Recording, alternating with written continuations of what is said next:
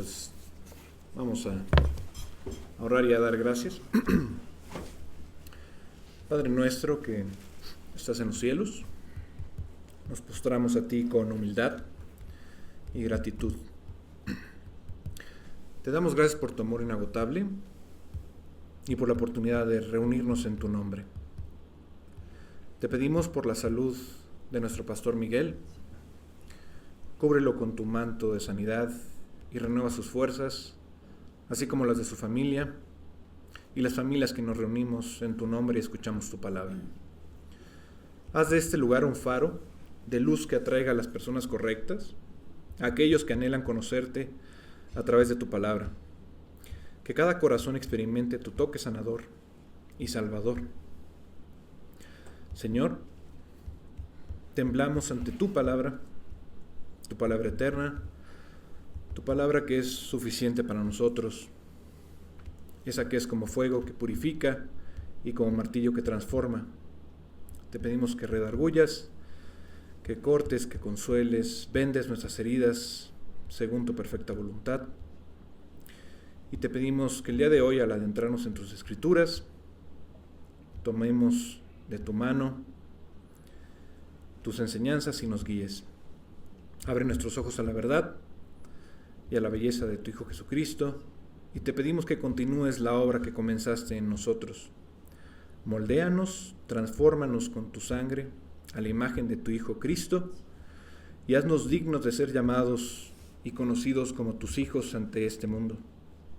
Gracias por enviar a tu Espíritu Santo para que more en nosotros y que su poder se manifieste hoy y que cada corazón te exalte y glorifique a través de nuestras vidas. En el nombre de Jesucristo, nuestro Dios y Salvador. Amén. Bueno, pues ya casi estamos acabando el Proverbios 8. Ha sido todo un reto. Siempre tratar de entender la idea que uno trata de compartir. Pero quiero que vayamos justamente a lo que yo dividí como la segunda parte de Proverbios 8. Y nos quedamos en esto, a partir del 15. El 15 y 16, si quieren, vamos a leer. Dice: por mí reinan los reyes y los príncipes determinan justicia. Por mí dominan los príncipes y todos los gobernadores juzgan la tierra. A mí me da curiosidad este pasaje porque se enfoca en esta sabiduría que beneficia a los gobernantes. En primera instancia, mi recomendación aquí es justamente en nuestros tiempos tener este cuidado de hacer comentarios sobre los líderes políticos actuales, ya sea a favor o en contra. Todo véanlo con la sabiduría de Dios. Y aunque muchos comentarios podrían parecer divertidos o relevantes, si nos vamos a la luz de la palabra, pues nos distraen del propósito, sobre todo de estos versículos, ¿no? Del propósito de estos versículos. Y cuando entras en discusión hacia lo político, pues es complicado porque no hay un fin, ¿no? Recordemos que Jesús no nos llama a hacer ataques personales contra nadie, sino a ceñirnos a los principios bíblicos. En este caso, el tema principal es la sabiduría, lo hemos visto a lo largo del estudio de Proverbios, ¿no? Pero es importante tenernos en cuenta, sobre todo por un buen gobierno. Un aspecto interesante que podemos destacar en esta conexión en el pasaje y lo que es el gobierno que tenemos hoy en día, por ejemplo, México. Pues no es casualidad que Salomón, al describir cómo la sabiduría guía a sus líderes, mencione diferentes tipos de autoridad en este versículo. Tú lo puedes ver, dice reyes, gobernantes, príncipes, nobles y jueces, ¿no? Y puedo decir que estas funciones reflejan de cierta manera la estructura de gobierno, ¿no? Sobre todo desde que nuestros líderes y muchos a lo largo de la historia adoptan, ¿no? Y vamos a enfocarnos justamente en nuestra Constitución de 1917. Y esta establece esta separación de poderes. Salomón menciona a los líderes que promulgan las leyes, ¿no? Y dice, ¿quiénes son estos? Bueno, pues lo podemos decir, el poder legislativo, ¿no? Que está muy de moda hoy en día, ¿no? Los que dirigen, ¿quiénes son? Bueno, el poder ejecutivo, ¿no? Y los que juzgan, ¿quiénes son? Pues más en moda aún, el poder judicial. En este pasaje, la sabiduría es personificada y se describe como el principio que guía a los gobernantes, ¿no? Y que sus decisiones deben de ser justas y efectivas. Entonces, si quieren, vamos a leerlo nuevamente. Dice, Proverbios 8:15, por mí reinan los reyes y los príncipes determinan justicia. El 16, por mí dominan los príncipes y todos los gobernadores juzgan la tierra, ¿no? Salomón habla de cómo la sabiduría es fundamental justamente para estos roles de liderazgo en el gobierno, ¿no? Sobre todo para una sociedad. Los reyes, como decimos, son los que gobiernan. Técnicamente deberían gobernar con sabiduría, tomando decisiones para el bienestar del pueblo, ¿no? Los príncipes serían en este caso aquellos que hacen cumplir la justicia y las leyes, ¿no? Asegurándose de que se mantenga un orden y una equidad. Los gobernadores, pues técnicamente podrían ser también este tipo de malamente decirlo, pero vamos a suponer lo que es así, que son estos jueces que toman esas decisiones, ¿no? También lo deberían hacer con justicia, ¿no? Guiados por la sabiduría para resolver disputas y administrar lo que tienen, ¿no? Y es esencial para la autoridad y la justicia que en todos esos niveles de gobierno haya un solo sentir, ¿no? Que vayan a un solo lugar, una misma dirección, ¿no? Entiendo que Salomón, como rey, entendía que un liderazgo exitoso debía basarse en la sabiduría divina, en la palabra de Dios, ¿no? Para asegurar este gobierno que fuera justo y que fuera eficiente. Y este pasaje, pues sí, nos puede recordar la creación de esos sistemas de gobierno en el mundo, ¿no? Por ejemplo, México ha tenido pues estos cambios importantes a lo largo de su historia. El sistema basado en esta separación de poderes ha demostrado ser, sí, fundamental para la vida democrática del país.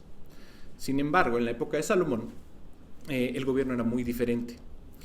Él mencionaba a estos reyes, estos gobernantes, estas decisiones, que en realidad todas, al fin de cuentas, le tocaban a Salomón, pero él tenía que delegar, ¿no? Él no podía estar en todos los lugares. Pero la última autoridad, la del final, pues para el hombre, para la sociedad era él, pero para él, pues obviamente era Dios, ¿no? En lugar de entrar en estos debates políticos que dividen, pues es mejor dar un pasito atrás y reflexionar sobre una pregunta más general, ¿no? Y yo les hago esta. ¿De qué manera hemos visto que la sabiduría afecta positivamente a nuestro país? Y digo, en una máxima, ¿no? No decir, no, es que tal gobernante o tal juez o el presidente, no, sino en una forma general. De cierta manera, o sea, te hace dar cuenta las leyes que por algo están. En nuestra historia, figuras, líderes buscaban justamente este juicio, esta equidad, que fueran esenciales en esos momentos de crisis, ¿no? Para la construcción de un país justo. Pero dejan de lado que gobierne Dios con su palabra. Por ejemplo, cuando fue la lucha por las leyes de reforma, se promovió separar a la iglesia del Estado, ¿no? En México la iglesia católica tenía un gran poder sobre todas las decisiones políticas que había, ¿no? Así que tiene un control muy significativo, ¿no? En los aspectos económicos, sociales, políticos de México, ¿no? Se había consolidado en realidad como por 3 siglos, porque era parte del periodo colonial, ¿no?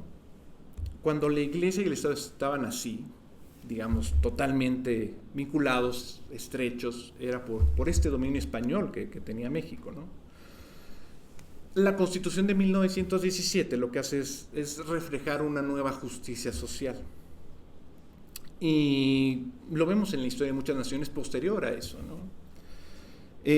Muchos tratan de poner esta justicia, ¿no?, en la creación de gobiernos, ¿no? Pero yo quiero que reflexionen justamente en esta comparación, porque quiero que aprecien la sabiduría y el liderazgo que Proverbios, o en realidad toda la Biblia, nos da y nos invita a preguntarnos cómo podemos continuar fomentando, pero la sabiduría de la Escritura, ¿no?, sobre todo en un sistema político que tenemos actualmente, ¿no? Y digo, esa es una de las decisiones políticas de México que fue importante, ¿no? Digo, hay muchas más, ¿no? O sea, a raíz de las leyes de reforma, pues obviamente hay abolición de esclavitud. Porque en 1829, si se acuerdan, lo que era Vicente Guerrero, pues era presidente y decreta esta abolición, ¿no? Y lo decreta mucho antes que países de Latinoamérica, ¿no? Entonces, tiene una visión como muy igualitaria en aquellos días, ¿no? Posterior, las leyes de reforma, que fueron a partir más o menos como del 85, justamente Benito Juárez lo que hace es separar esta iglesia, ¿no?, del Estado, para tener una igualdad civil un poquito más justa de alguna manera. Viene la Revolución y Francisco I. Madero, pues de alguna manera con este impulso a la lucha contra la dictadura de Porfirio Díaz, enciende este deseo por democracia y justicia social en México, ¿no? Después viene, digamos, otro evento histórico, ¿no?, la expropiación petrolera, ¿no?, donde Lázaro Cárdenas obviamente dice, oye, todos los recursos son en realidad de México, ¿no?, para una mayor independencia económica, ¿no? Les hago este ejercicio porque quiero que identifiquen estas decisiones clave, ¿no?, en la historia de México, porque vivimos en él, ¿no? Les podía hablar de Estados Unidos o Israel, ¿no?, que lo tenemos también muy fresco, ¿no? Pero creo que es importante, sobre todo en nuestro país, ¿no?, y preguntarnos en qué sentido pues fueron sabias y en qué sentido fueron erróneas todas estas políticas, ¿no? En su mayoría sabemos que son erróneas, ¿no? Debemos reconocer que, al igual que en cualquier país, pues las decisiones históricas no son tan simples, no son sabias o tontas, ¿no? No podemos aislar acciones de personajes que igual hicieron algo bueno por la sociedad, pero en otra parte de su vida estaban haciendo otras cosas completamente malas, ¿no? Pero quiero que se enfoquen en esas decisiones que fueron fundamentales para que podamos aprender de ellas. Y no los quiero hablar mucho con las leyes de reforma, pero quiero decirles que los principios divinos que nos da Dios también incluyen esta parte de definir al gobierno, ¿no?, pero también a la autoridad. Es decir, tenemos que respetar a las leyes, pero tenemos nosotros como hijos de Dios, como personas que creemos en Cristo, que creemos en la Biblia, que hay una autoridad superior, ¿no? Ahora, estas leyes que ha impulsado Benito Juárez en estas décadas de 1850 defendieron estas libertades y derechos civiles, ¿no? Una de ellas también fue la libertad de culto. Es decir, si no hubiera sido por ello, pues tal vez muchos de nosotros no podíamos ejercer nuestra fe aquí, ¿no? La otra parte era también la justicia social. De alguna manera, el tema central de la Escritura, cuando lo vemos de afuera y vemos el sermón del monte y de repente vemos a Dios decir que todos los que tienen hambre y sed de justicia, ¿no? Entonces todos dicen, ay, no, pues es un líder que va a liberar a Israel, ¿no? Pues no. Justamente Proverbios 3:19 decía, abre tu boca, juzga con justicia y defiende la causa del pobre y del menesteroso, ¿no? Entonces, de alguna manera, todas digamos, todas estas reformas, no solamente en México y en el mundo, tratan de cierta manera de buscar una retribución que sea, que no vulnere a las clases más pues sí, con menos recursos de alguna manera, ¿no? Sino que mejore sus condiciones, ¿no? Sin embargo, aunque es importante recordar esta justicia social, pues tenemos también que recordar que no proviene de Dios. Y tan no proviene de Dios que siempre andan cambiando, ¿no? Constituciones, leyes secundarias, ¿no? Y hasta la fecha y llega un gobierno y dice, no, las leyes no son para mí, para mi beneficio, ¿no? Llega otro gobierno, no, voy a quitar estas y voy a poner otras que sean más para mi beneficio, ¿no? Pero bueno, digamos en la máxima, volviendo a las leyes de reforma, pues también decía, ok, respeto a las autoridades, ¿no? Y lo vemos en Romanos 13, del 1 al 7, ¿no? Que los creyentes, pues debemos someternos a las autoridades terrenales, ¿no? Ya que estas, queramos o no, están establecidas por Dios. Y de cierta manera son para mantener un orden, ¿no? Sin embargo, también la sumisión no debe contradecir a nuestra obediencia hacia Dios. Ahora, el respeto a las autoridades es un principio bíblico, ¿no? Siempre que éstas, recuérdenlo, siempre que éstas busquen la justicia y el bienestar básicamente divino, ¿no? Y que es como lo ordena Dios en su palabra. Sí hay una división de poderes, pero en realidad nosotros sabemos que ningún poder fuera de Dios es el que tiene que gobernar. Y desde esta perspectiva bíblica, las leyes actúan con estos principios divinos, ¿no? Ya lo vimos, justicia, equidad, libertad individual, ¿no? No obstante, es importante recordar que según la Biblia, el gobierno perfecto, y no lo olviden, es el gobierno de Dios. Cualquier gobierno humano está sujeto a errores, a limitaciones, y hoy en día las tensiones geopolíticas que tenemos se vuelven cada vez más y más tensas, ¿no? Lo que demuestra que Dios es el único que puede gobernar. Si hoy en la noche empieza también Irán e Israel a lanzarse misiles, bueno, esto lo va a tensar todavía más. Y de la noche a la mañana, bueno, pues puede estallar una guerra que va a envolver al mundo entero, ¿no? Estamos a nada de eso, ¿no? Las Escrituras hablan de un reino venidero, un reino donde Cristo va a reinar con justicia perfecta y donde estas inequidades, donde estos sufrimientos e injusticias de este mundo van a ser totalmente corregidos, ¿no? Isaías 9, del 6 al 7, justamente profetiza sobre este reinado de Jesús.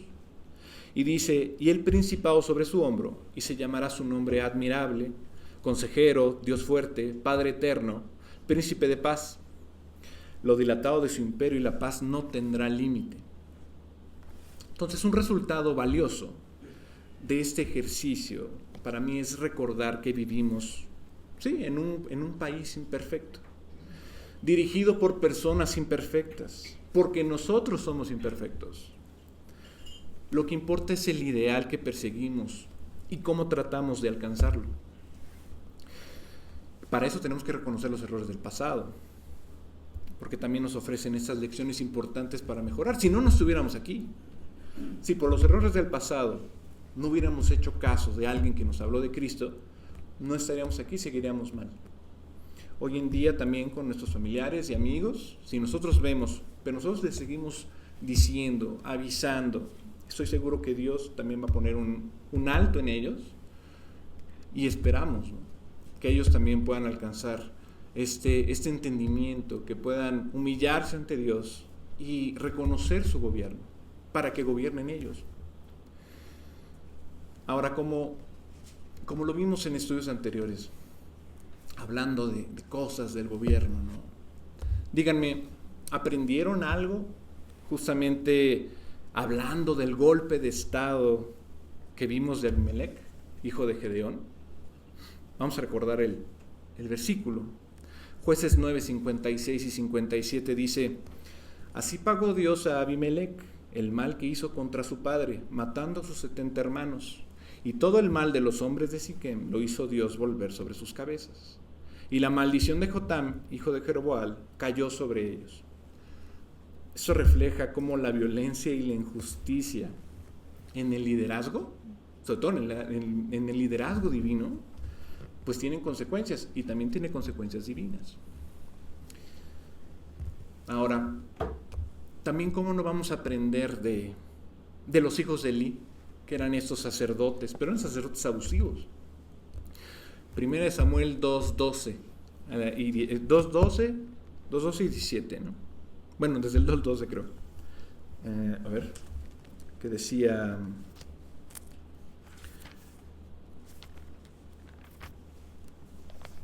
No se vayan.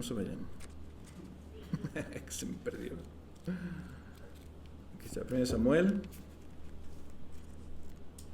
2:12. Así. Dice: los hijos de Elí eran hombres impíos y no tenían conocimiento de Jehová. No. Y era costumbre de los sacerdotes con el pueblo que cuando alguno ofrecía sacrificio, venía el criado del sacerdote mientras se cocía la carne, trayendo en su mano un garfio de 3 dientes y lo metía en el perol, en la olla, en el caldero o en la marmita, y todo lo que sacaba el garfio, el sacerdote lo tomaba, pues sí. De esta manera hacían con todo israelita que venía a Silo. Bueno, estos sacerdotes lo que hacían era eso, eran abusivos, ¿no? Les tocaba una parte, pero ellos decían, no, me toca todo esto, ¿no? Entonces, pues sí, eran pues bastante abusivos, ¿no? Si nos vamos a 1 Samuel 8:3, dice: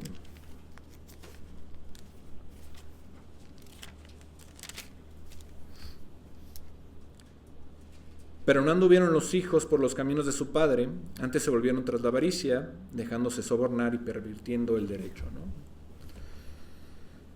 Pues otro caso de líderes que se desviaron, ¿no? Que es justamente pues también los hijos de Samuel.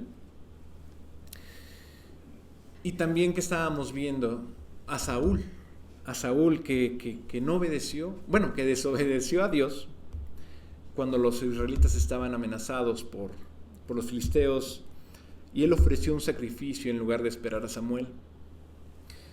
Justamente en 1 Samuel 13, en el 13:13 dice: entonces Samuel dijo a Saúl: locamente has hecho, no guardaste el mandamiento de Jehová tu Dios, que él te había ordenado, pues ahora Jehová hubiera confirmado tu reino sobre Israel para siempre. Mas ahora tu reino no será duradero. Jehová se ha buscado un varón conforme a su corazón, el cual Jehová ha designado para que sea príncipe sobre su pueblo, por cuanto tú no has guardado lo que Jehová te mandó. Totalmente refleja la desobediencia de Saúl al ofrecer un sacrificio que no le correspondía, ¿no? Lo que provocó que Dios retirara ese favor que tenía Saúl y prometiera a Israel un nuevo rey. Porque a pesar de que Saúl era el rey, no tenía el derecho de ofrecer sacrificios. ¿Se acuerdan quiénes eran los únicos que podían? Exacto, los sacerdotes. En Números 1:44, a partir del 1:44 dice: estos fueron los contados, los cuales contaron Moisés y Aarón con los príncipes de Israel, 12 varones, uno por cada casa de sus padres. Y todos los contados de los hijos de Israel por las casas de sus padres de 20 años arriba, todos los que podían salir a la guerra en Israel, fueron todos los contados 603.550. Pero los levitas, según la tribu de sus padres, no fueron contados entre ellos, porque habló Jehová a Moisés diciendo: solamente no contarás la tribu de Leví, ni tomarás la cuenta de ellos entre los hijos de Israel 50, sino que pondrás a los levitas en el tabernáculo del testimonio, y sobre todos sus utensilios, y sobre todas las cosas que le pertenecen. Ellos le llevarán el tabernáculo y todos sus enseres, y ellos servirán en él y acamparán alrededor del tabernáculo. Y cuando el tabernáculo haya de trasladarse, los levitas lo desarmarán, y cuando el tabernáculo haya de detenerse, los levitas lo armarán. Y el extraño que se acerque morirá. O sea, desde entonces, el mismo Saúl sabía que los levitas eran los únicos que podían hacer todo lo relacionado con el tabernáculo, obviamente con los sacrificios, pero él dijo: no, pues yo soy rey, me estoy desesperando, la gente, no, pues yo lo hago, al fin soy rey, soy el ungido de Dios, y lo hizo, ¿no? Desobedece una orden directa de Samuel, una orden directa de Dios, ¿no? Y no solamente eso, ¿se acuerdan que también desobedeció de nuevo a Dios al no cumplir el mandato de destruir a los amalecitas, ¿no? Junto con todos sus animales, y perdonó al rey Agag? Si te vas a 1 Samuel, al capítulo 15, en el versículo 8, dice: y tomó vivo a Agag, rey de Amalec, pero a todo el pueblo mató a filo de espada. Y Saúl y el pueblo perdonaron a Agag. Y a lo mejor de las ovejas y del ganado mayor, de los animales engordados, de los carneros y de todo lo bueno, y no lo quisieron destruir, mas todo lo que era vil y despreciable destruyeron. O sea, otro versículo tal cual la desobediencia concreta de Saúl, de no destruir todo lo que Dios había dicho que tenían que destruir, ¿no? Entonces el pueblo amalecita era un pueblo que chocaba con Israel, no desde ese momento, ¿no? Sino que había puesto en peligro no solamente la estabilidad de Israel en la frontera en tiempos de Saúl, sino que mucho tiempo atrás ellos atacaron a Israel, de hecho por la espalda, y eso fue cuando acababan de cruzar el Mar Rojo, ¿no? Y Israel le declara básicamente la guerra, ¿no? Y si tú puedes ver en Éxodo, en el capítulo 17, dice: y Jehová dijo a Moisés: escribe esto para memoria de un libro, y di a Josué que raeré del todo la memoria de Amalek de debajo del cielo. Y Moisés edificó un altar y llamó su nombre Jehová Nisi, que es Jehová es mi estandarte. Y dijo: por cuanto la mano de Amalek se levantó contra el trono de Jehová, Jehová tendrá guerra contra Amalek de generación en generación. En 1 Samuel 15, en el versículo 22, vemos esa desobediencia, ¿no? Y dice: y Samuel dijo: ¿se complace Jehová tanto en los holocaustos y víctimas como en que se obedezca a las palabras de Jehová? Eso se lo dice a Saúl, ¿no? Dice: ciertamente el obedecer es mejor que los sacrificios, y el prestar atención que la grosura de los carneros, porque como pecado de adivinación es la rebelión, y como ídolos e idolatrías la obstinación. Por cuanto tú desechaste la palabra de Jehová, él también te ha desechado para que no seas rey.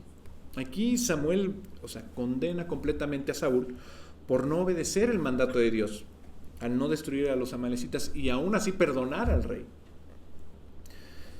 Estas consecuencias, en 1 Samuel 15:28 dice: y Samuel le dijo: Jehová ha rasgado hoy de ti el reino de Israel y lo ha dado a su prójimo tuyo mejor que tú.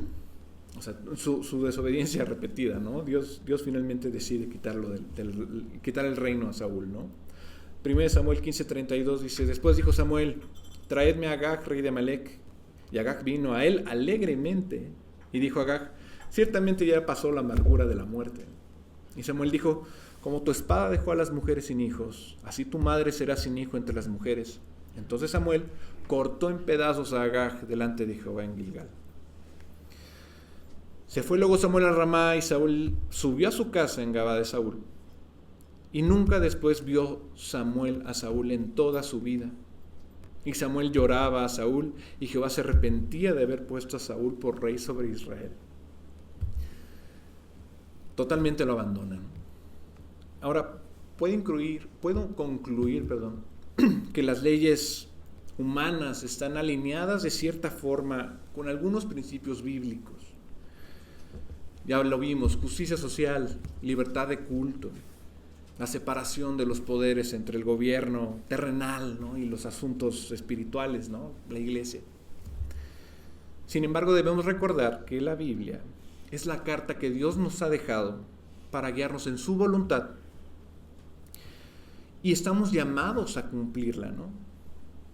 Estamos llamados a cumplir el propósito que Dios tiene para nosotros. No sabemos cuál sea, pero tenemos un propósito que Dios tiene que cumplir, ¿no? Y sabemos que la justicia, pues sí, la justicia humana no es perfecta, ¿no? No puede lograrse por completo en este mundo, por más que cambies gobiernos, ¿no? Y lo hemos visto, ¿no? Las personas que son más experimentadas, que tienen más años en esta tierra, lo ven porque han visto más gobiernos, no solamente aquí, en otros países. Nada cambia, ¿no? Somos humanos hechos de carne y sujetos al pecado. Todos hemos pecado y estamos destituidos de la gloria de Dios, dice Romanos 3:23. Y que debido a esta naturaleza caída, no podemos alcanzar ninguna justicia divina por nuestros propios esfuerzos. Sin embargo, esperamos con firmeza que regrese Cristo, quien nos hará perfectos. Esa es la promesa, tal como Él es perfecto. Entonces nos llama a buscar la perfección en Él. Y Él dice en Mateo 5:48: sed pues vosotros perfectos, como vuestro Padre que está en los cielos es perfecto. A pesar de nuestras imperfecciones, debemos mantener nuestra esperanza en su promesa de redención. El apóstol Juan dice en 1 de Juan 3:2: sabemos que cuando Él se manifieste seremos semejantes a Él, porque le veremos tal como Él es. Entonces, hasta entonces, debemos vivir en obediencia a su palabra, buscando su justicia, pero en nuestras vidas y en el mundo que nos rodea, pues sí, compartirla, ¿no? Y eso hagámoslo mientras aguardamos el cumplimiento de su promesa de un reino donde la justicia y la paz de Cristo se perfeccione, no solamente aquí, sino en un cielo nuevo y una tierra nueva. Entonces, busquemos la sabiduría de Dios, busquemos el gobierno de Dios, pero sobre todo busquemos que nos reine en nosotros. Humillémonos ante Él para que esta justicia y esta sabiduría esté en nosotros y podamos repartirla, darla a los que lo necesitan. Nosotros lo necesitamos en su momento, ahora lo necesitamos más, pero los que no conocen a Dios no tienen ni idea. Bueno, espero que el siguiente podamos acabar con Proverbios 8. Gracias. Bueno, muy buenos días. Vamos a retomar nuestro estudio de Malaquías, conforme a lo que estábamos viendo la vez pasada. Habíamos visto acerca del pacto de Leví. ¿Se acuerdan lo que habíamos comentado en aquella ocasión? Y estamos viendo esta parte que viene desde el versículo 6 del capítulo 1 y va a terminar hasta el versículo 9. Es especialmente esta llamada de atención, esta reprimenda a los sacerdotes. Habíamos visto que los sacerdotes estaban menospreciando la ofrenda, los sacrificios. Los sacerdotes estaban menospreciando estos sacrificios delante de Dios. ¿Por qué? Porque no los ofrecían con respecto a lo que dice la ley. La ley decía que debían de sacrificar animales perfectos, o sea, sin ningún defecto. Y aquí los sacerdotes estaban sacrificando animalitos con defectos, con ciegos, con malformaciones, con la pata quebrada, en fin. Dios, ¿por qué se agrada de ese sacrificio perfecto? Porque esto habla mucho, estos animales defectuosos hablaban mucho del corazón de los sacerdotes. Ellos estaban sacrificando no estaban sacrificando lo mejor que tenían, porque tenían pues especímenes mucho mejores, pero no lo sacrificaban lo mejor, sino lo que les sobraba. Acuérdense de la imagen que les di en su momento del famoso regalo roperazo, ¿no? El regalo que alguien da para una boda o para una celebración, un cumpleaños o de Navidad, y que el que lo recibe se da cuenta que pues era algo que a su vez le habían regalado y que no sabía qué hacer con él, pues lo regala, ¿no? Entonces, y que muchas veces decíamos que inclusive no se sabe cuántas generaciones de roperazos tiene ese mismo regalo, ¿no? Pero, y esto eso oye chistoso, soy algo curioso como decía Betty, de la mezquindad humana, pero lo terrible es que esto lo hacían con Dios. Y preferían inclusive darle mejores cosas al príncipe gobernante que dárselas a Dios. Entonces, Dios los reprende por esto, porque además estaban ensuciando el nombre. Hay dos versículos. Vamos a ver ahorita el Malaquías 2, del 7, capítulo 2, de los versículos 7 al 9. Y vamos a empezar por el versículo 7, que en su momento les dije que se me hace el versículo central de este pasaje. Malaquías empieza en esa reconvención que les hacía a los sacerdotes, les habla y les recuerda ese pacto que tenían con Leví, y precisamente ese pacto de Leví lo vimos lo vimos en el estudio pasado. Cualquiera que quiera consultar ese pacto de Leví lo puede escuchar la grabación del pasado domingo, ¿no? Y llega a hablar de esta situación. ¿Qué es lo que Dios espera del sacerdote? Dice Malaquías 2:7, porque los labios del sacerdote han de guardar la sabiduría, y de su boca el pueblo buscará la ley, porque mensajero es de Jehová de los ejércitos. Aquí habla de las atribuciones del sacerdote. Hay algo muy importante para poder entender estos versículos. De hecho, son dos versículos que les hubiera compartido desde el principio que empezamos a ver acerca del sacerdocio. Vamos a ver, esto del sacerdocio tiene relación con nosotros. Claro, desde luego tiene que tener relación con nosotros. ¿Qué es lo que dice en el Nuevo Testamento del sacerdocio? Vamos a remitirnos a 1 de Pedro 2:9. 1 de Pedro 2:9 dice, mas vosotros sois linaje, es un versículo muy conocido, mas vosotros sois linaje escogido, real sacerdocio, nación santa, pueblo adquirido por Dios, para que anunciéis las virtudes de aquel que os llamó de las tinieblas a su luz admirable. Como ven, este versículo de Pedro se parece un poco al versículo que tenemos de Malaquías, porque él dice, ha de guardar la sabiduría, los labios del sacerdote, porque es mensajero de Jehová de los ejércitos, y aquí dice, ese sacerdote es un pueblo adquirido por Dios para anunciar las virtudes de aquel que os llamó de las tinieblas a la luz admirable, a su luz admirable. Entonces, encontramos esta similitud. Pero, ¿qué es el versículo revelador? ¿O qué nos revela este versículo principalmente? La figura del sacerdote, si Pedro y varios apóstoles no hubieran puesto tan claro, porque en Hebreos también se habla del sacerdocio, pero se habla mucho el sacerdocio enfocado a Jesús. Pero aquí se habla de un sacerdocio enfocado al creyente, porque en Hebreos, al hablar del sacerdocio enfocado en Jesús, se habla de un sacerdote perfecto. Y ese sacerdote perfecto se compara a los miles de sacerdotes imperfectos que vivieron durante toda la historia de Israel. Pero aquí se compara un sacerdote imperfecto a otro sacerdote imperfecto que vive mucho tiempo después. Y ese sacerdote imperfecto somos nosotros. Exactamente.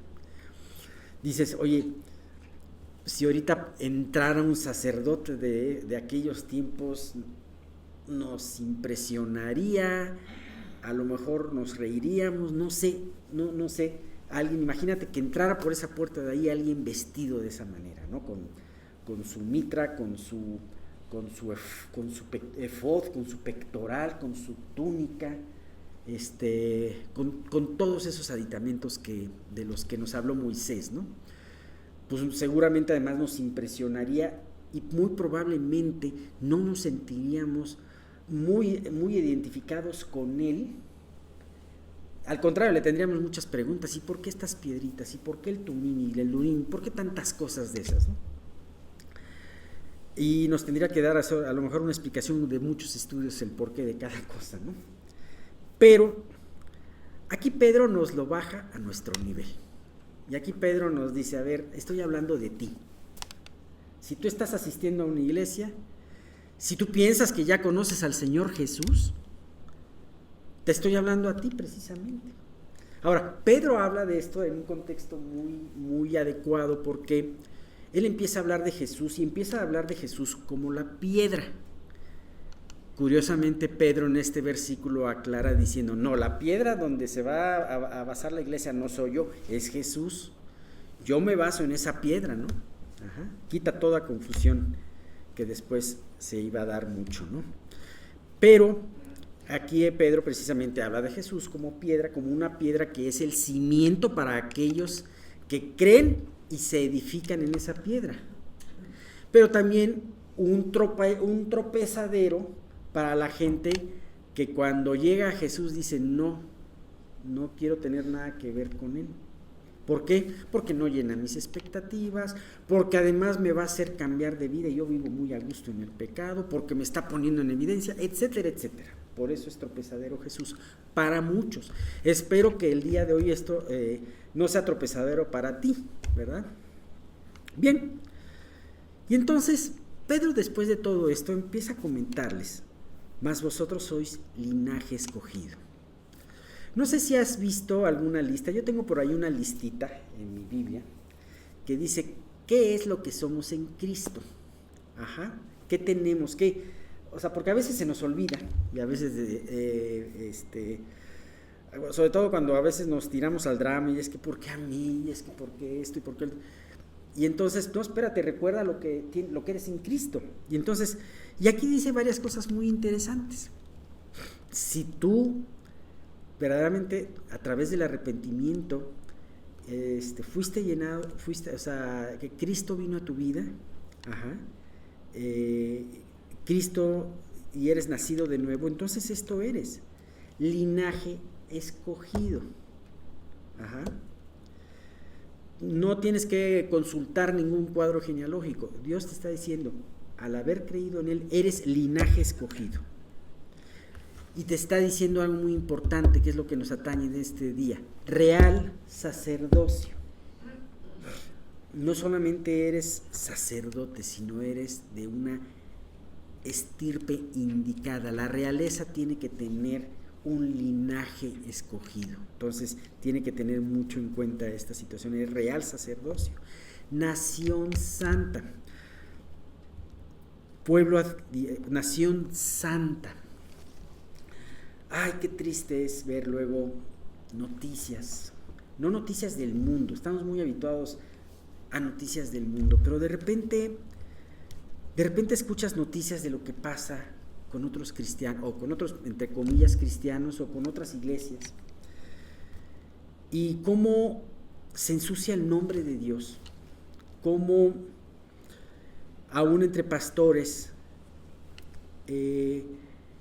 el nombre de Dios es bastante ensuciado, porque se vive en pecado, se vive sin pensar las consecuencias.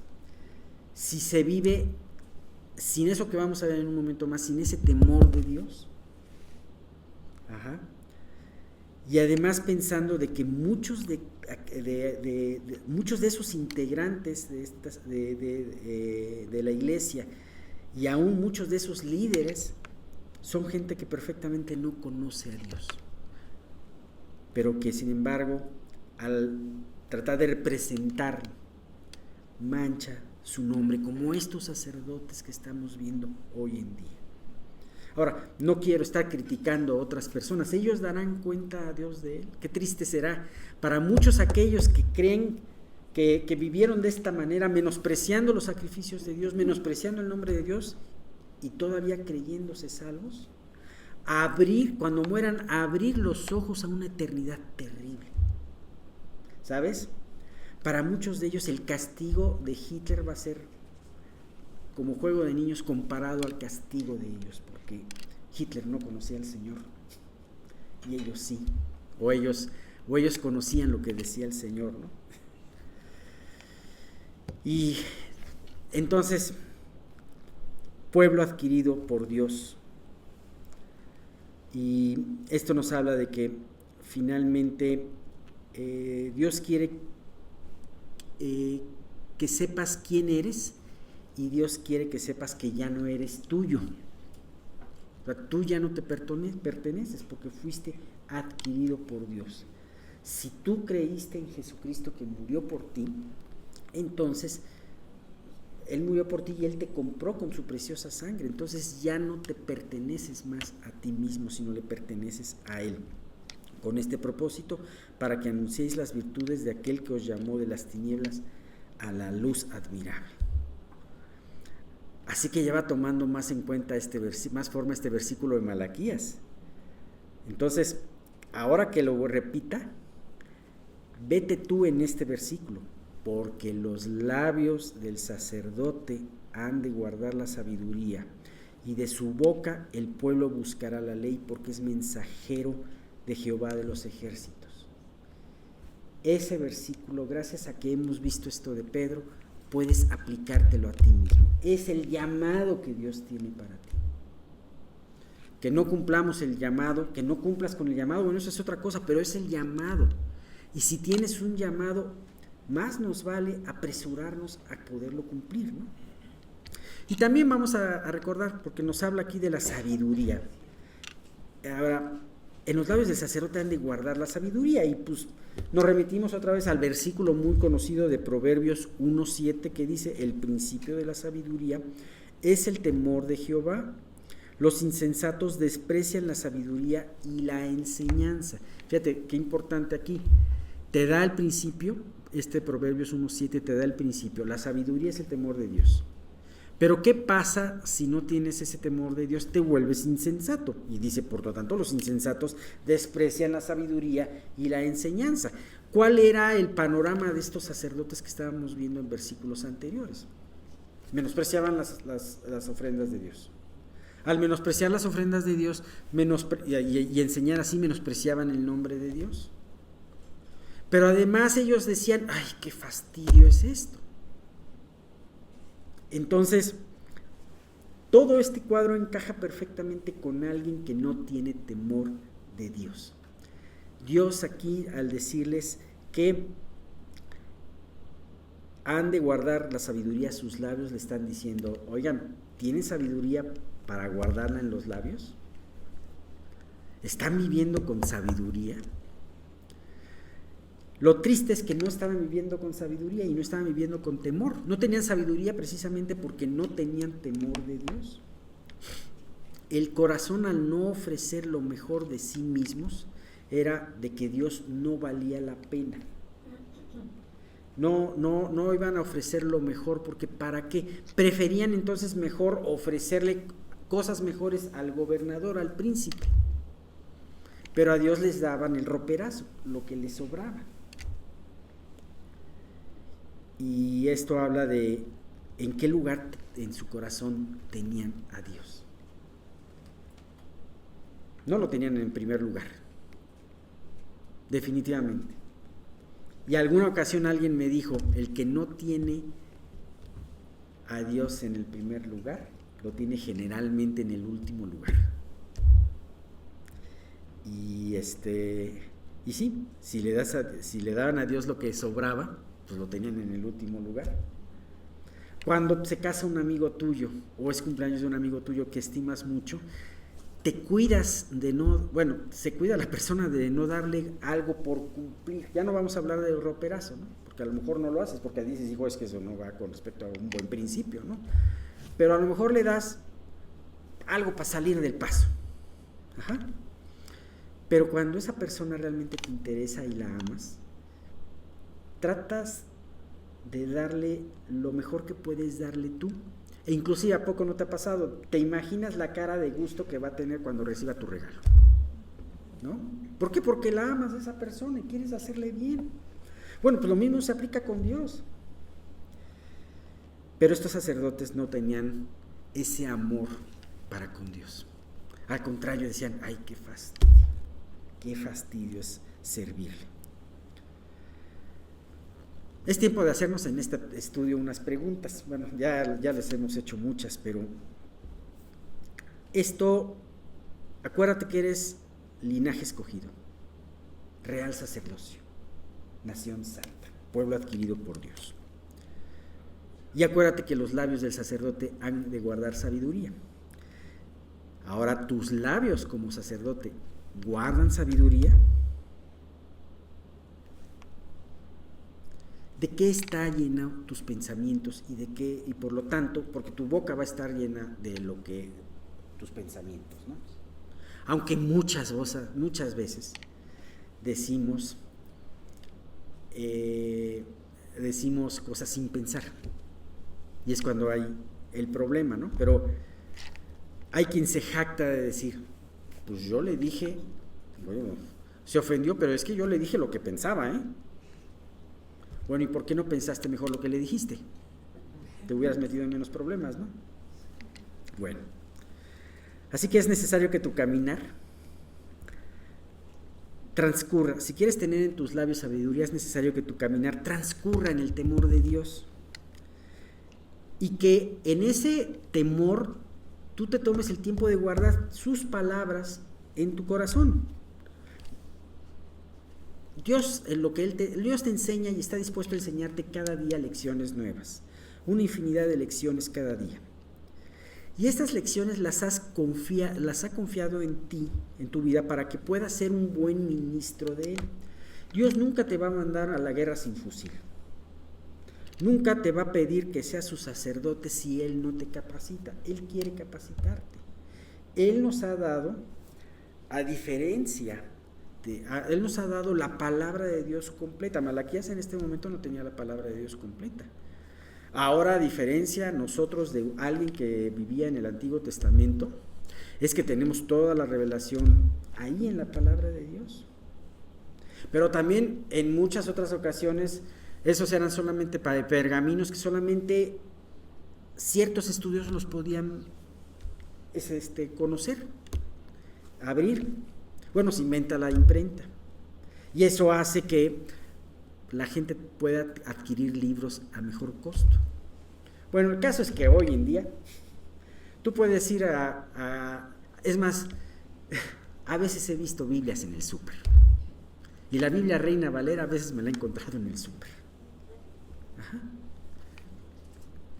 En China, hace algún tiempo, se transmitía un capítulo de la Biblia todas las noches por un radio de onda corta, porque la Biblia estaba prohibido venderse.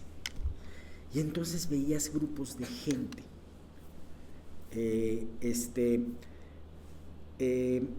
escribiendo, escuchando y escribiendo en papeles los capítulos de la Biblia. O sea, y lo que tenían en la Biblia lo aquilataban mucho. La otra vez vi en una aldea, no me acuerdo de qué lugar, a una niña que le regalaban el día de su cumpleaños una Biblia y estaba llorando, de verdad, estaba llorando de emoción, porque para la niña era el mejor regalo que había podido recibir en toda su vida. Bien, esa niña iba a ser una buena ministra de Dios delante de las personas que tenía ellas, ¿no?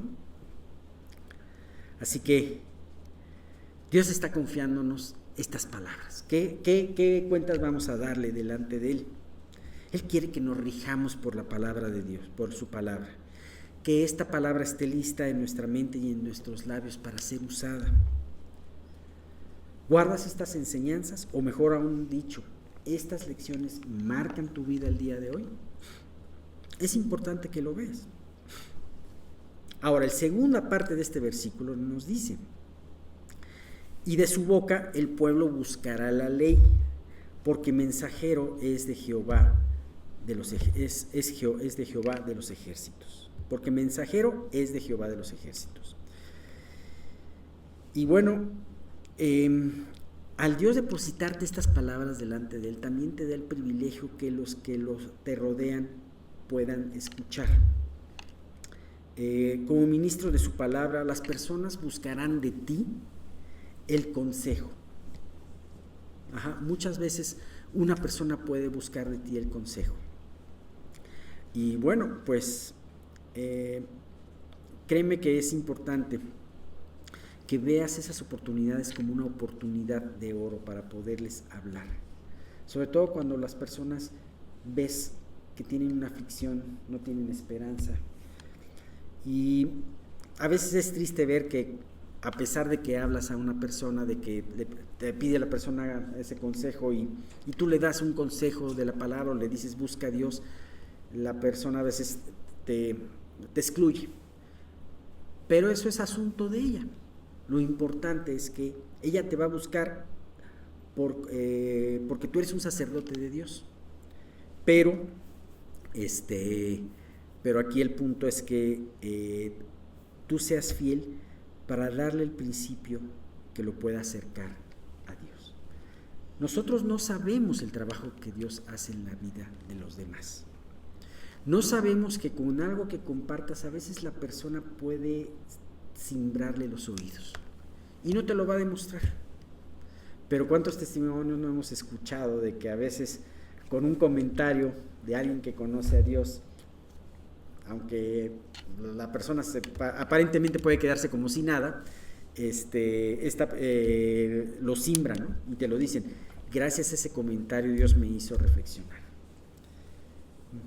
Así que, qué gran privilegio Dios quiere hacernos ver hoy, ser depositarios de la palabra de Dios. Dios te pone como su mensajero y como dice el pacto de Leví, que vimos la vez anterior. A muchos hizo apartar de iniquidad. Sin duda alguna, esta hermosa ocupación de apartar a muchos de la iniquidad lleva consigo un gran galardón. Y eso nos lo dice precisamente en el Nuevo Testamento, Santiago, capítulo 5, versículo 19.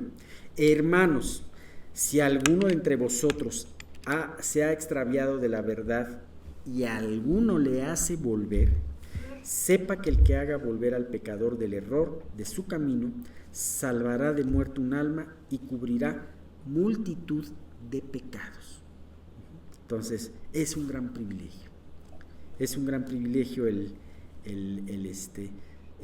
tener esto, ¿no? Y bueno, pues vamos a regresar al rato a la realidad en los siguientes versículos, pero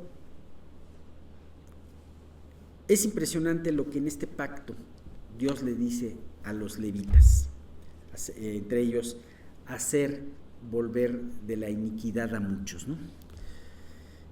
Y los sacerdotes cumplían una función doble muy importante. Ellos eran intermediarios, pero eran intermediarios en dos sentidos. Eran intermediarios del pueblo, de Dios hacia con el pueblo, pero también eran intermediarios del pueblo para con Dios. Tú tienes esta misma función. Ahora, no te va a venir muy probablemente una profecía y te va a decir esto. Ya la palabra está escrita, Dios te la va a hacer entender a través de su espíritu. Pero bueno, pues esa es la función, el alentar y el aconsejar conforme a la palabra de Dios. Es muy fácil que nosotros, inclusive con buena intención,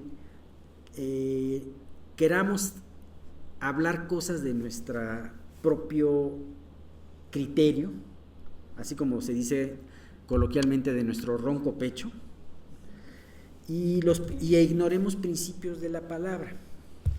Si tú quieres ser efectivo en tu consejo, en tu aliento para con los demás, ahora sí que júntate con la palabra, júntate a la palabra, no te despegues de la palabra. Siempre busquen la sabiduría que Dios te dé al responder lo que diga la palabra. No lo que diga tus intenciones o tu corazón, ¿no? El corazón es engañoso y perverso. Bien, pues una vez que Dios a través de todos estos versículos nos recuerda su hermoso pacto con Leví, volvemos a la realidad de los sacerdotes en aquel tiempo. Malaquías, capítulo 2, de los versículos 8 al 9. Mas vosotros os habéis apartado del camino, habéis hecho tropezar a muchos en la ley, habéis corrompido el pacto de Leví, dice Jehová de los ejércitos. Por tanto, yo también os he hecho viles y bajos ante todo el pueblo, así como vosotros no habéis guardado mis caminos y en la ley hacéis acepción de personas. Otra vez nos enfrentamos a la terrible realidad. Ese era el pacto de Leví. Eso es lo que hicieron algunos de los levitas que estaban en sus historias en el Antiguo Testamento. Podemos recordar Finés, ¿no? Ajá. Cuando él se enojó por el pecado del pueblo de Israel y le dio de lanzazos a un príncipe de Israel y a una princesa moabita, ¿no? Que estaban contaminando el campamento, o a sus antepasados levitas que juzgaron, como estábamos viendo la vez pasada, juzgaron a sus hermanos, a sus padres, por el pecado del becerro en Joreb, ¿no? Y podríamos ver así a Abimelech, que le dio de comer a David, por ejemplo, ¿no? Y que fueron valientes en resistir aún la muerte, ajá, una muerte muy injusta. Y entonces todos ellos, los que se nombraron y los que no se nombraron en este momento, tenían un ejemplo muy cercano de unos pocos años antes, Esdras el sacerdote, ¿no? Sin embargo, la realidad era terrible. Los sacerdotes se habían apartado del camino. Oye, pero ¿qué no decía en el versículo anterior? De su boca el pueblo buscará la ley. ¿Y cómo va a buscar la ley si ellos se habían apartado del camino? Esas historias tristes que luego nos encontramos de lo que pasa con pastores en otras iglesias. Dices, qué terrible, que completamente apartados del camino, definitivamente no pueden hacer entender, la gente no puede buscar de ellos la ley, ¿no? Se les olvidó, fíjate, se habían apartado del camino, habían olvidado el pacto de Leví. También se les olvidó junto con ese pacto el privilegio de servir. ¿Y sabes qué? Empezaron a vivir para ser servidos. Mientras los labios de sus antepasados que hemos hablado habían hecho apartarse a muchos de la iniquidad, ahora los hechos de estos sacerdotes hacían que muchos se apartaran de la ley. Así que Dios no podría hablar ya de nuevo a través de ellos, porque sus vidas estaban corrompidas, y si con esas vidas corrompidas Dios les permitía abrir sus bocas, darían la imagen de un Dios igualmente corrompido. Es impresionante porque esto lo estamos viviendo mucho en estos tiempos. Mucha gente que dice conocer a Dios y que sus hechos los niega, y que pues realmente, lejos de apartar a muchos de iniquidad, hace que muchos se justifiquen. Y lo peor de todo eso es que no solamente hace que muchos se justifiquen, sino que muchos blasfemen contra la palabra de Dios. Que digan, ya ves, esto no es cierto, esto de que Dios y que no es cierto. Ajá. Mejor creo en Darwin, ¿no? ¿Sabes? En la actualidad vivimos en una iglesia con esa situación difícil. Hoy vivimos un fenómeno que se llama la secularización social.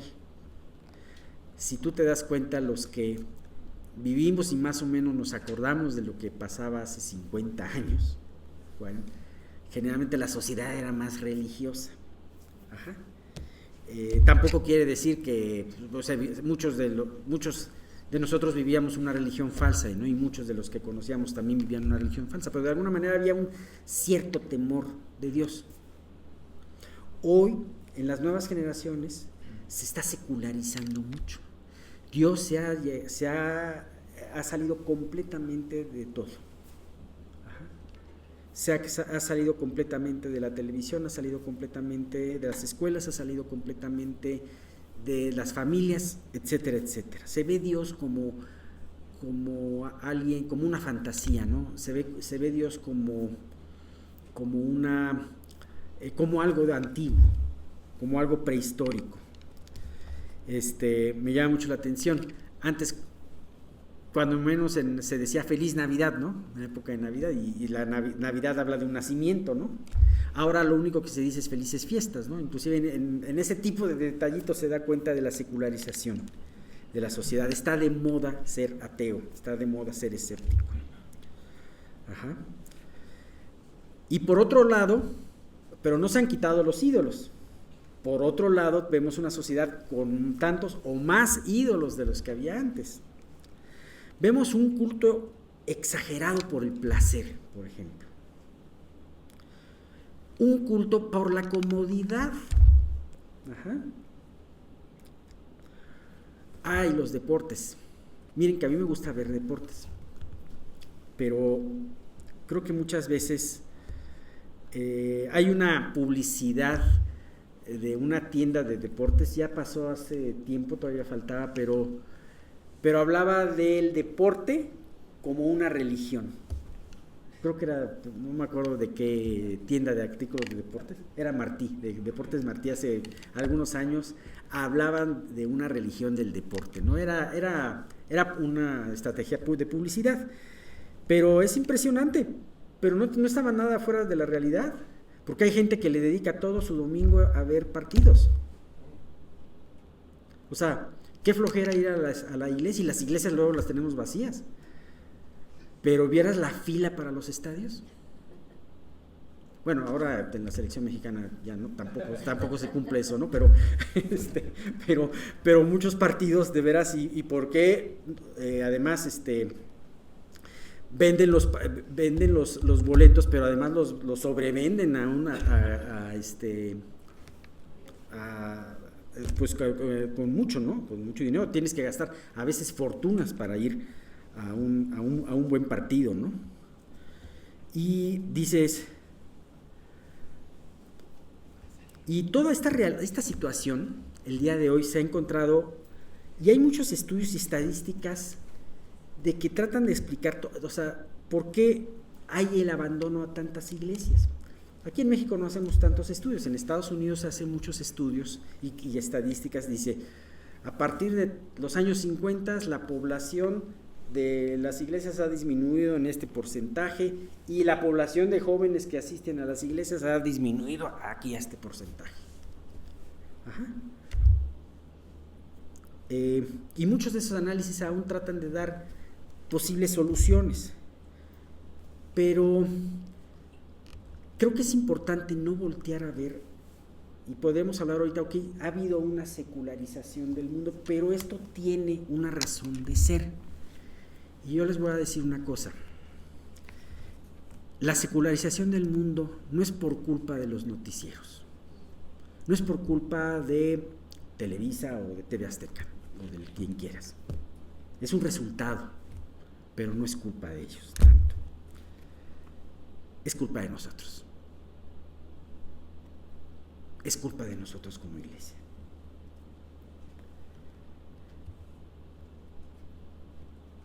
Una reacción natural a una iglesia llena de Cristo es la atracción que resulta sobre las personas que no conocen a Cristo. En la palabra sigue esto, y es precisamente en el Evangelio de Juan, versículos 12 del 31 al 33, cuando Jesús les habla a sus discípulos y dice, ahora es el juicio de este mundo. Ahora el príncipe de este mundo será echado fuera. Estaba Jesús muy próximo a ser ejecutado. Pero dice aquí, y si yo fuere levantado de la tierra, a todos atraeré a mí mismo. Y decía esto dando a entender de qué muerte iba a vivir. Jesús literalmente en su muerte fue levantado de la tierra en esa cruz. Ajá. Pero también en su resurrección fue levantado de la tierra. Y dice, a todos atraeré hacia mí mismo. Esa multitud a la cual Jesús le dijo esto no entendió mucho en un principio. Sin embargo,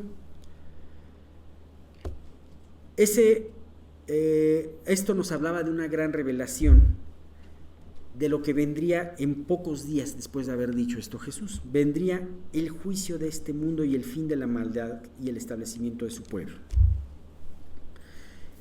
finalmente, a través de su muerte, Jesús juzgó el pecado, juzgó la muerte, juzgó a Satanás.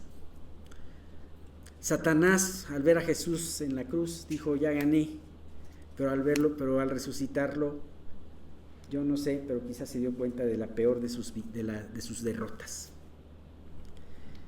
Jesús ha resucitado y a todos atrae a sí mismos.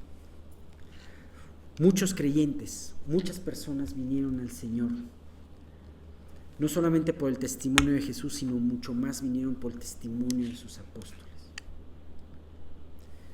En los lugares donde ha habido avivamiento, la gente acude al Señor. ¿Por qué? Porque Jesús está levantado en la vida de esa iglesia, en la vida de esas personas. ¿Sabes?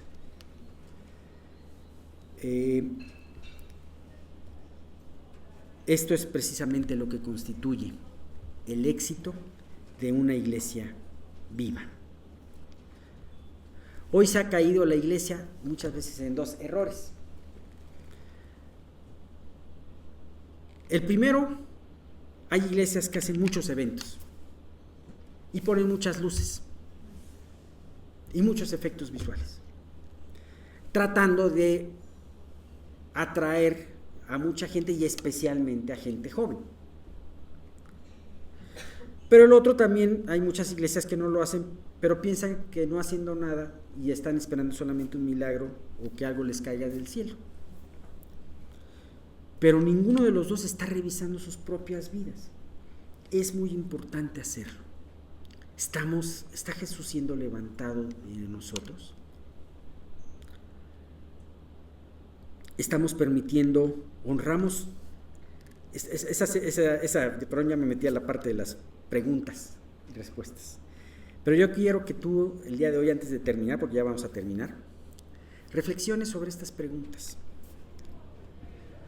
Porque el punto de hablar de otras iglesias no es criticarlas.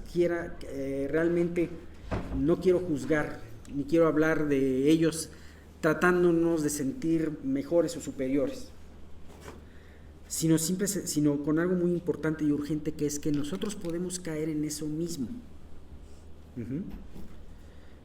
Ahora las preguntas ya se le dije las primeras: ¿estamos permitiendo que Cristo sea levantado en nuestras vidas? ¿Honramos o deshonramos ese sacrificio de la cruz delante de los demás? La gente, si ve que es importante para ti Cristo, entonces para ellos va a decir: híjole, pues entonces sí es importante, ¿no? Si tú lo tomas a lo superficial, no va a ser importante para los demás.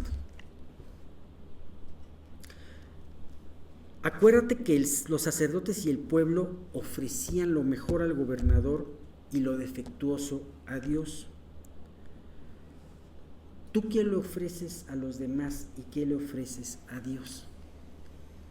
A lo mejor alrededor de ti hay una persona con la que quieras quedar bien. Y aún los sacerdotes incurrían en este pecado. Acuérdate lo que vimos al final de este versículo. Y en la ley hacen acepción de personas. ¿Qué es lo que hacían? Mi amigo, el de dinero, con él soy leve en cuanto a la aplicación de la disciplina de la iglesia o cuando la aplicación de las leyes. Pero esta persona que no tengo yo ningún interés, eso decían los sacerdotes, entonces a ella sí, tajante con una espada, ¿no? No, espérate, todos deben de ser tratados iguales. Jesús trataba igual a unos y a otros. Y los sacerdotes tenían que tratar tanto al que tenía recursos como al que no tenía recursos, misericordia tanto con uno como el otro, y también cuando había razón tenía que hacer la situación de reprender o de señalar un pecado también, tanto con el uno como el otro, ¿no? ¿Sabes? Ellos tenían en sus prioridades primeramente al gobernador y después a Dios. ¿Cuáles son tus prioridades? Bien, yo sé que muchas de estas cosas pueden ser fuertes. El libro de Malaquías en sí es un libro muy revelador y fuerte. Ajá. Dios quería dejarles algo en ese periodo de 400 años en el que iba a permanecer callado. Y Dios quiere dejarnos hoy en este domingo enseñanzas muy importantes. Tú puedes pensar el día de hoy que esto se aplica o que esto no se aplica a tu vida. Si piensas que esto se aplica a tu vida, gracias a Dios. Si piensas que esto no se aplica a tu vida, entonces a lo mejor desperdiciaste el tiempo y escuchaste nada más una bonita historia o interesante, ¿no? ¿Cómo vamos a reaccionar ante esto que nos está diciendo el profeta Malaquías? Si tú a través del día de hoy te has identificado con este estudio, entonces vuélvete a las Escrituras. Delante de las Escrituras, abre tu vida delante de eso, tus Escrituras. Sabes que la justificación nos cierra mucho. Abre tu vida delante de las Escrituras, expón tu corazón a ellas y no dejes de pasar esta oportunidad. Deja que la palabra arroje a aquellas áreas de tu vida que hoy necesitas apuntalar. Todos en cierta manera necesitamos revisar nuestra vida. ¿Cómo va? A veces cuando mejor nos sentimos, a veces es cuando más tenemos que apuntalar cosas. Baja a los cimientos de tu vida. Alúmbralos con la luz de la palabra. Y entonces, lo que Dios te muestre a través de ello, permite que Él lo repare, porque ni siquiera eso lo podemos hacer nosotros. Tenemos que permitirle a Dios que lo repare. Es mejor que voluntariamente tú lo hagas y no que pase el tiempo y entonces Dios tenga que traer un quebranto que te haga reaccionar. Ahora, Dios siempre va a traer pruebas, benditas las pruebas, no nos gustan, pero gracias a ellas podemos muchas veces, pero la linterna, ¿dónde está? La linterna de la palabra, ¿no? ¿Dónde está? Y vemos, Dios quiere mostrarnos esto. No desaprovechemos esta oportunidad. Dios quiere mostrarnos a través de estas personas que vivieron hace casi 2500 años, 2500 años, quiere mostrarnos enseñanzas vitales para nosotros el día de hoy. Bien, pues aquí terminamos esta parte. Vamos a hablar un poco más del pueblo y de un asunto que era como plaga en aquel entonces delante de los israelitas, el divorcio.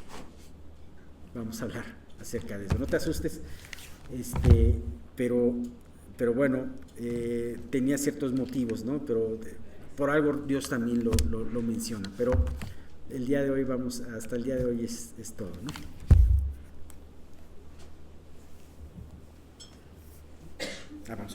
Vamos a orar. Gracias, Oscar.